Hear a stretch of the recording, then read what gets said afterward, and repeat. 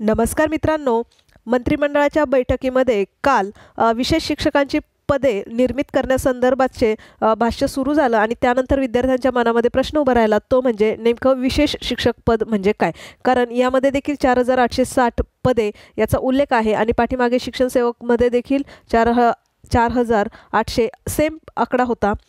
त्यामुळे नेमकी विशेष पदे म्हणजे काय? आता काहींना हे माहीत आहे की विशेष पदे म्हणजे त्यासाठी विशेष शिक्षक असतात. मग कर्णबधिर असेल, मूकबधिर असेल किंवा शारीरिकदृष्ट्या मानसिकदृष्ट्या अक्षम जे विद्यार्थी असतात त्यांचे ते शिक्षक असतात की त्यांचं एज्युकेशन देखील स्पेशल पद्धतीने झालेलं असतं. किंवा काहींना या ठिकाणी दिव्यांग हे एक माहीत आहे आणि काही विद्यार्थ्यांना हे माहीत आहे की आपण जे पेसा क्षेत्र बोलतो त्याला देखील स्पेशल टीचरच बोललं जातं, म्हणजेच विशेष शिक्षक असं बोललं जातं. परंतु आपण GRच्या माध्यमातून हे समजून घेऊया आणि एका चार्टच्या माध्यमातून नेमकी विशेष पदे कोणाला बोललं जातं आणि ते विद्यार्थी कोणते असतात. तर हे आजच्या व्हिडिओमध्ये आपण समजून घेऊया. सर्वोच्च न्यायालयाच्या निर्देशानुसार राज्यात विशेष शिक्षकांची पदे निर्मित करण्यास मान्यता देण्यात आलेली आहे. आता सर्वोच्च न्यायालयाचा निकाल, कारण 2009च्या जे एज्युकेशन पॉलिसी आहे त्यानुसार सर्वोच्च न्यायालयाने निर्देश दिले होते की ही शिक्षक पदभरती करण्यासाठी. कारण 2022मध्ये फेब्रुवारीच्या टेट ही एक्झाम झाली आणि जो शासन निर्णय होता तो मार्च महिन्यामध्ये आला होता आणि सर्वोच्च न्यायालयाने तसे निर्देश दिले होते. तोपर्यंत टेटची एक्झाम निघून गेलेली होती. म्हणजे 2022च्या किंवा 17च्या टेटमध्ये ही पदे भरली जात नव्हती पवित्र पोर्टलच्या माध्यमातून. परंतु आता इथून पुढे टेट 3मध्ये ही पदे येणार आहेत.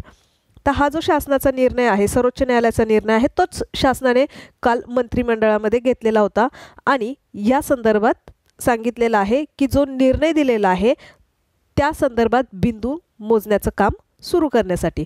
तर झालेल्या मंत्रिमंडळाच्या बैठकीत घेण्यात आला. बैठकीत अध्यक्षस्थानी मुख्यमंत्री एकनाथ शिंदे होते.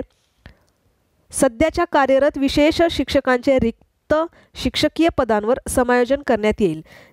कारण आता सध्या कोणते शिक्षक कार्यरत आहे तर बघा, अशा पद्धतीचा या आधीचा GR होता की जे विशेष शिक्षक आहे त्यांना कंत्राटी पद्धतीने पदभरती करण्याबाबतचा GR महाराष्ट्र शासनानेच शिक्षण विभागाने प्रसारित केला होता. म्हणजे याआधी जी विशेष पदे आहेत ती कंत्राटी पद्धतीने भरण्यात येत होती. मग कंत्राटी पद्धतीने जी पदे भरण्यात येत होती तर त्या शिक्षकांना हे समायोजन करण्यासाठी सांगितलेलं आहे. म्हणजे त्यांना थोडक्यात आता हे कायमस्वरूपी करण्यात सांगितलेलं आहे. तसेच उर्वरित पदावर ती भरती करण्यासाठी राबवण्यात येईल. प्रत्येक केंद्रस्तरावर एक याप्रमाणे 4,860 पदे विशेष शिक्षकांच्या नियुक्तीकरता राखून ठेवण्यात येतील. समग्र शिक्षा समावेशित शिक्षण उपक्रमासाठी एकूण 2,572 विशेष शिक्षक, अपंग समावेशित शिक्षण योजना 358 शिक्षक, अपंग एकात्म शिक्षण योजना 54 पदे, अशी 2,984 शिक्षकांचे समायोजन करण्यात येईल. आता हे समायोजन करण्यात येईल सांगितलं. सर्वोच्च न्यायालयाने जो निकाल दिलेला आहे त्यानुसार आता यापुढे शिक्षक भरतीमध्ये यांना स्थान देण्यासाठी सांगितलेलं आहे आणि ही पदनिर्मिती करण्यासाठी सांगितलेले आहे. आता बऱ्याच जणांना हा प्रश्न पडलाय, मग टेट 3मध्ये येणाऱ्या ज्या जागा आहे त्यामध्ये ही भरती असणार का? तर हो, त्यामध्ये ही भरती असणार. परंतु आता जी पदभरती चालू आहेत त्या पदभरतीमध्ये ज्या जागा निश्चित झाल्यात त्यातून ह्या जागा कट होणार का? तर असं नेमकं बिंदू कसे मोजले जातात ते आपण पुढे पाहूया. आता सरसकट जे तुम्हाला माहीत होतं ते एक तर पेसा क्षेत्राला आपण विशेष पदभरती बोलतो किंवा जे दिव्यांग उमेदवार आहेत त्यांना देखील विशेष पदभरती बोलतो आपण. तर फक्त 1 अन् 2 घटक येत नाहीत. आता दिव्यांगमध्ये जवळजवळ 21 घटक येतात. बौद्धिकदृष्ट्या आहे, एका साईडला बौद्धिकदृष्ट्यांची लिस्ट आहे, बघून घ्या. शारीरिकदृष्ट्या आहे आणि सामाजिकदृष्ट्या आहे. कर्णबधिर, दृष्टिहीन, अस्थिव्यंग, मूकबधिर, बहुविकलांगता आणि या साईडला ह्या बाकीच्या गोष्टी दिलेल्या आहेत. पुन्हा सामाजिकदृष्ट्या म्हणजे वंचित प्रवर्ग असेल, बालगुन्हेगारी प्रवर्ग असेल आणि समस्या प्रधान प्रवर्ग असेल. ह्या सगळ्या गोष्टी ह्या विशेष गरजा असणारी बालके असतात आणि त्यांच्यासाठी जे शिक्षक भरले जातात त्यांना आपण विशेष प्रवर्ग म्हणतो. आता हे सगळं जरी असलं तरी आत्ता ह्या गोष्टी सगळ्या विद्यार्थ्यांना माहीत आहे आणि सगळे विद्यार्थी हेच पकडून चाललेले आहेत की ह्या जागा भरल्या जाणार आहेत. परंतु GR नेमका काय सांगतो ते बघा. ह्या जागा भरल्या जाणार आहेतच, त्यात काही विशेष नाही. परंतु GR नेमका काय सांगतो ते पाहूया. हा GR पाहिल्यानंतर विशेष शिक्षक पदभरती आणि ती कशी होणार हे तुम्हाला समजून जाईल. बालकांचा मोफत व सक्तीच्या शिक्षणाचा हक्क अधिनियम 2009च्या अनुषंगाने सर्व व्यवस्थापनाच्या स्थानिक स्वराज्य संस्था, शासकीय, खाजगी, अनुदानित, अंशतः अनुदानित इत्यादी सर्व नवीन शाळा सुरू करणे, वर्ग जोडणे, त्या अनुषंगाने शाळांमधील संरचनात्मक बदल करणे आणि संच मान्यतेचे सुधारित निकष विहित करणे. आता हे सुधारित निकष विहित करण्यासाठी मार्च महिन्यामध्ये सांगितलेलं होतं, जो महाराष्ट्र शासनाने शालेय शिक्षण आणि क्रीडा विभागाने हा GR सिद्ध केला होता 15 मार्च 2024ला. आता 15 मार्चला म्हणजेच टेट फेब्रुवारी महिन्यामध्ये झाली होती.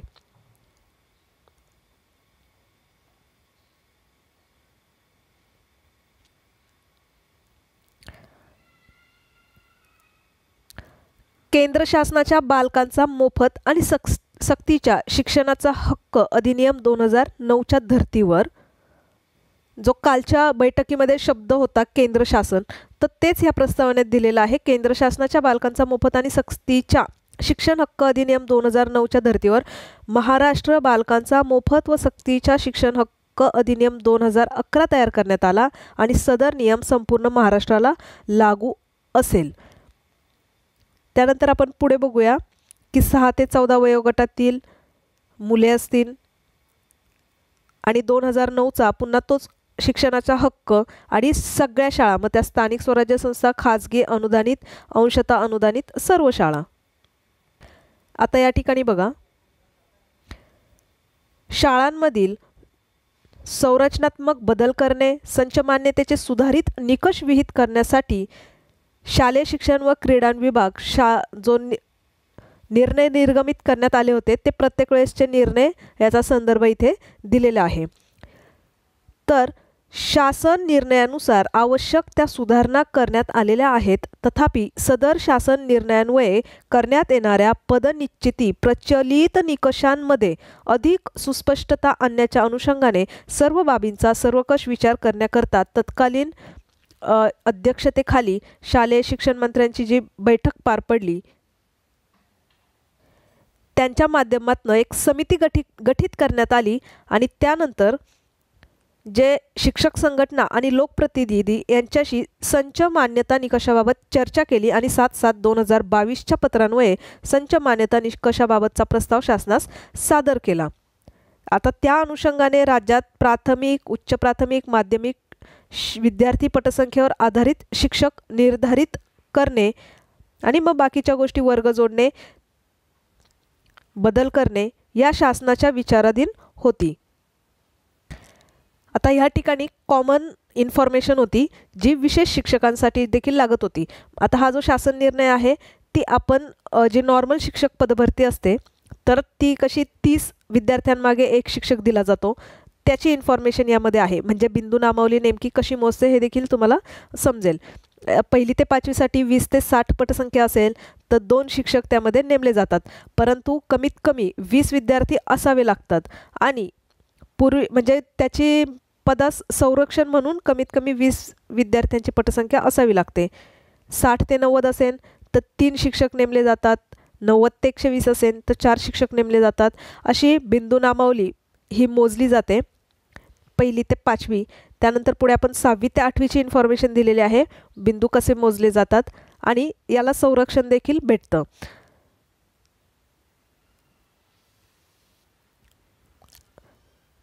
त्याचप्रमाणे मुद्दा 3 आहे, खाली आपण 4 आपण डायरेक्टली स्क्रोल डाऊन करूया खाली.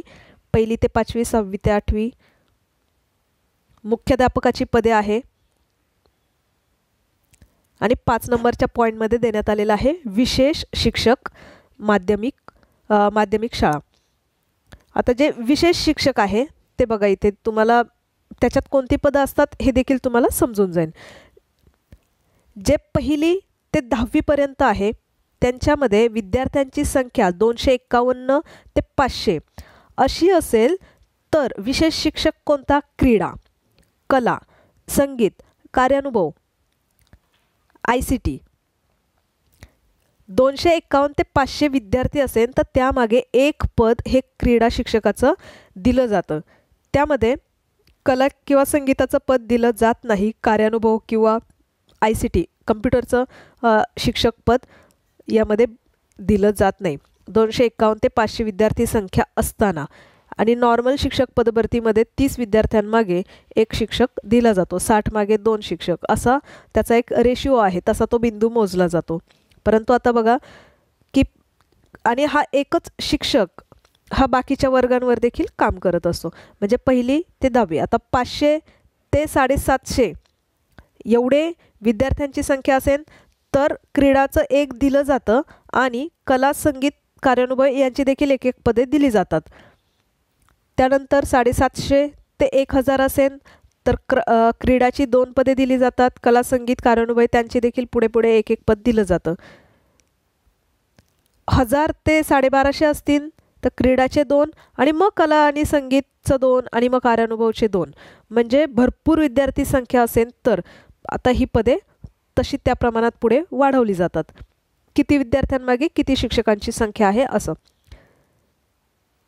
पुन्हा आपण ज्याला पाहायचं त्यांनी हे पाहून घ्या.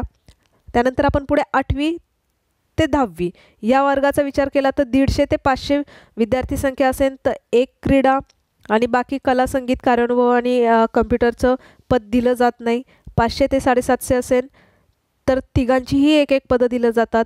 750 ते 1000 असेल तर फक्त क्रीडाचे 2 दिले जाते, बाकीच्यांची एक दिली जातात. 1000 ते 1250 असेल तर क्रीडा आणि कला, संगीतचे 2 पदे दिली जातात आणि कार्यानुभव आणि कम्प्युटरचं एकच पद दिलं जातं. 1250 ते 1500 असेल तर क्रीडाची 3 पदे आणि मग कला, कार्यानुभव त्यांची एक पदे दिली जातात आणि 1500च्या पुढे असेल तर क्रीडाची 3 आणि मग कला आणि कार्यानुभवची 2 पदे दिली जातात.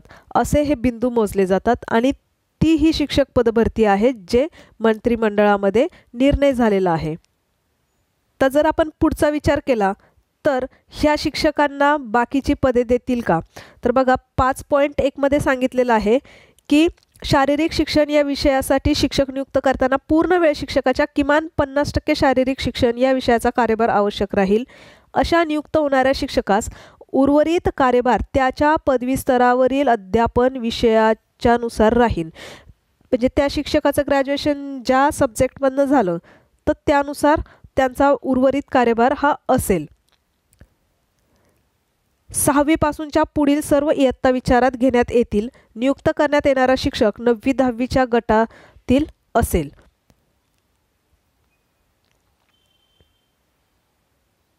पाच 5.2 मध्ये दिलेला आहे की कला, संगीत शिक्षक, कार्यानुभव शिक्षक इत्यादी विषय शिक्षकांना नियुक्तीसाठी त्या विषयाचा पूर्ण वेळ कारभार आणि सदर पदावर नियुक्त करता येईल.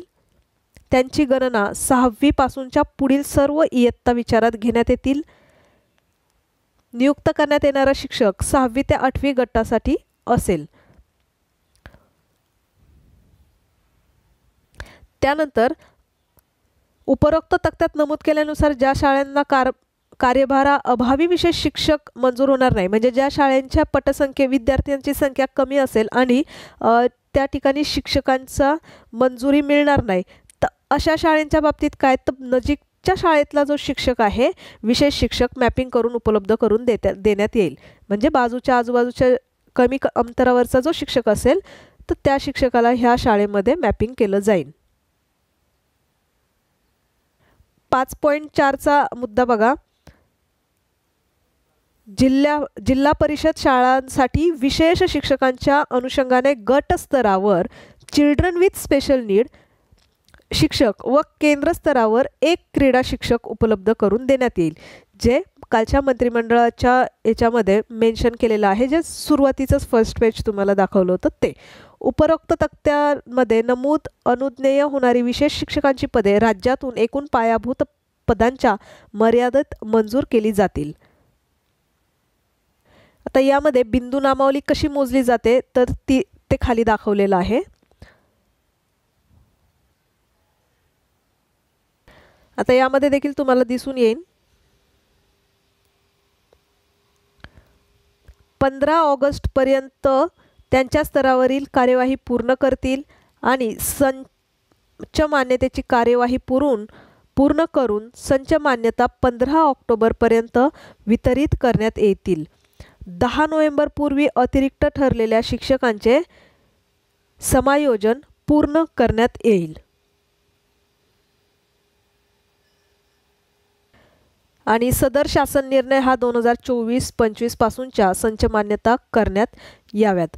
म्हणजे असाच जो शासन निर्णय आहे तो मार्च महिन्यामध्ये देखील काढलेला होता. नव्याने त्याची घोषणा पुन्हा करण्यात आलेली आहे. तुम्ही जर जुनं पुन्हा पाठीमागे 5-6 महिने मागे जाऊन जर बघितलं तर हा सेम निर्णय मंत्रिमंडळाच्या बैठकीत घेण्यात आला होता आणि त्यामध्ये देखील विशेष शिक्षकांची पदे निर्मिती करण्यासाठी आणि ती भरण्यासाठीची संच मान्यता ह्या गोष्टींचा देखील तेव्हा उल्लेख होता. परंतु या ठिकाणी जी विशेष शिक्षक पदभरती आहे ती कला, क्रीडा, संगीत, कार्यानुभव आणि कम्प्युटर अशी ही पदे आहेत. आता यामध्ये देखील अजून काय वेगळी आणि नवीन अपडेट येते ते आपल्याला पाहावं लागेल. कारण आत्तापर्यंत तर ही पदे पवित्र पोर्टलवरनं भरली जात नव्हती. कंत्राटी पद्धतीने ही पदभरती करण्यात येत होती. आता त्या शिक्षकांसाठी ही कायमस्वरूपीची पदभरती होऊन जाईल आणि यासाठी देखील जो D.Ed B.Ed धारक आहे तो सुद्धा स्पेशल एज्युकेशन घेतलेला असतो. त्यामुळे बाकीच्या शिक्षकांवर याचा परिणाम होणार नाही. कारण ही पदे आता कला क्रीडावाले ड्रॉइंग शिकवतात, कलावाले संगीतवाले म्युझिक शिकवतात, त्यामध्ये कम्प्युटरवाले कम्प्युटर शिकवतात. त्यामुळे बाकीचे जे D.Ed B.Ed धारक आहेत त्यांनी यामध्ये घाबरायचं काहीच कारण नाही. कारण तुमचं विषय आणि तुमचं स्पेशलायझेशन वेगळंच असतं आणि ह्या विद्यार्थ्यांचं वेगळं असतं. हां, पण आता ह्या विद्यार्थ्यांसाठी एक प्रश्न देखील विचारला होता, TET किंवा CTET कंपल्सरी असते का? तर मला स्वतःलाच हे माहीत नाही की यामध्ये TET किंवा CTET या शिक्षकांसाठी कंपल्सरी असते का? कारण आत्तापर्यंत कंत्राटी पद्धतीने शिक्षक पदभरती होत होती. त्यामुळे TET आणि CTETची यांना गरज लागत नव्हती. पण जर आता पवित्र पोर्टलवरती ही जी पदे आली तर आता सर्वच शिक्षकांना जर TET कंपल्सरी असं त्यांनी सांगितलेलं आहे, उल्लेख केलेला आहे. अगदी पेसा क्षेत्रामध्ये देखील त्यांना मुदतवाढ दिलेली आहे. तुम्ही 3च्या ऐवजी 5 वर्षांमध्ये तुम्ही हे करू शकता. पुढे TET किंवा CTET कोणती तरी परीक्षा तुम्ही पास व्हा, म्हणजे शिक्षक पात्रता परीक्षा पास करा. परंतु आता हे जी वेगळी पदे आहेत, कला, क्रीडा, संगीत, कार्यानुभव, ICT असेल, तर याच्यासाठी शिक्षक पात्रता परीक्षेत शिक्षण विभागाचा असा कुठलाही सध्या तरी GR नाही आहे. परंतु आता जेव्हा नवीन GR येईल किंवा ही पदं जेव्हा भरायची असतील तेव्हा नव्याने आपल्याला समजेल की यांना देखील TET किंवा CTET ही पात्रता परीक्षा असावी लागेल का. कारण जेव्हा आपल्याला एखादा TET किंवा CTET द्यायची असते तेव्हा आपण आपल्या स्वतःच्या विषयानुसार देत असतो. 1ली ते 5वीसाठी पेपर 1 देतात का, तर त्यांना सगळेच विषय शिकवायचे असतात आणि त्या TETमध्ये सर्वच विषय असतात. 6वी ते 8वीसाठी स्पेशल सब्जेक्ट येतात. त्याच्यामुळे जे ते पेपर 1 किंवा 2 त्यांचं स्वतःचं ज्या विषयानुसार झालेलं आहे त्यानुसार ते देतात. मग आता यामध्ये जर पोर्टलमधनं ही पदे भरली गेली तर TET किंवा CTET जर कंपल्सरी केली तर त्या विद्यार्थ्यांचं ग्रॅज्युएशन हे कोणत्या विषयातून किंवा कोणत्या स्ट्रीमने झालेलं आहे त्यानुसार ती TET किंवा CTET त्यांना लागू असेल. पण आता हा जो विशेष शिक्षकांचा जो नवीन GR येणारा सुधारित संच मान्यतेसकटचा जो दुसरा GR असेल त्यामध्ये आपल्याला याचं कन्फर्मेशन कळून जाईल. अशा प्रकारच्या महत्त्वपूर्ण व्हिडिओसोबत आजचा व्हिडिओ या ठिकाणी थांबवूयात.